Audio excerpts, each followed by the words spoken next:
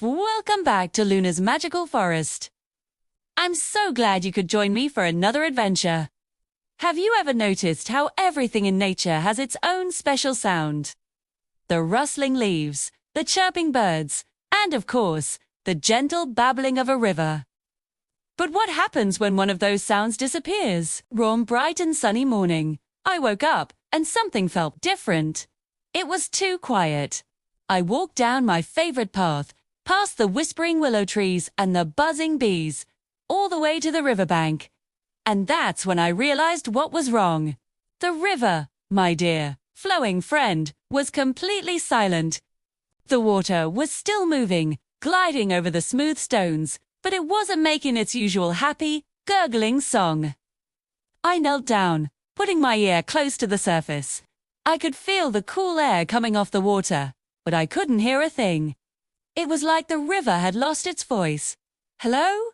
I whispered. "River, are you okay?" The water just swirled silently around my fingers.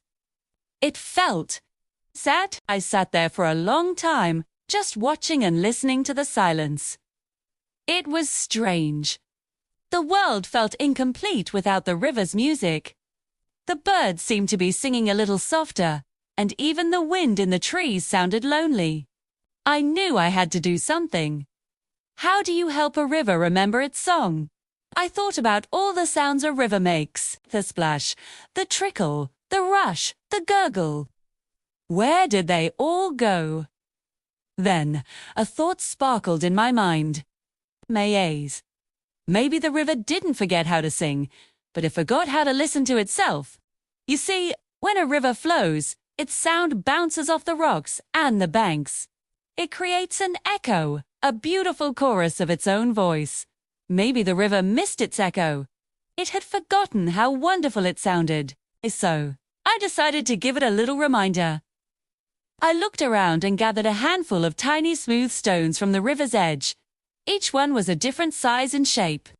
I held them in my palm, feeling their coolness. These weren't just stones. They were going to be my instruments. A little orchestra for the river. I sat right by the water's edge, dipped my hand in, and gently tapped one small stone against a larger, flat rock just beneath the surface. Plink! A tiny, clear sound rippled out. It was small, but it was a start. The water carried the sound, and for a moment, I thought I heard a faint echo back. I smiled and tried again, this time with a different stone. Plonk. This one was a deeper sound. I started to create a rhythm. Plink, plonk, plink, plink, plonk. I was playing the stones like a water xylophone. I hummed along with the simple tune, trying to show the river how it was done. "See?" I whispered. "It's easy. You just have to let your voice out." As I continued to play, something magical began to happen. The water around the stones started to swell a little faster. I heard a soft sheave as it flowed over my hand.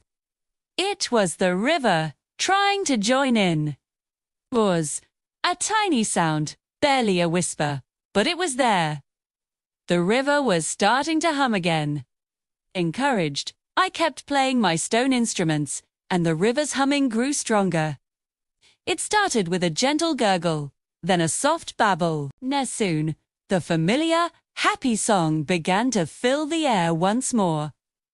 The sound echoed off the stony banks, and the river seemed to delight in hearing its own voice again. It was singing! Ha! The silence was broken, replaced by the beautiful, lively music of the flowing water. The birds started singing louder, and the whole forest seemed to breathe a sigh of relief. The river had remembered its song. Sometimes, all we need is a little reminder of the beautiful music we have inside us. Thank you so much for joining me on this quiet adventure today. I hope it reminds you to listen closely to the world around you and to your own inner song.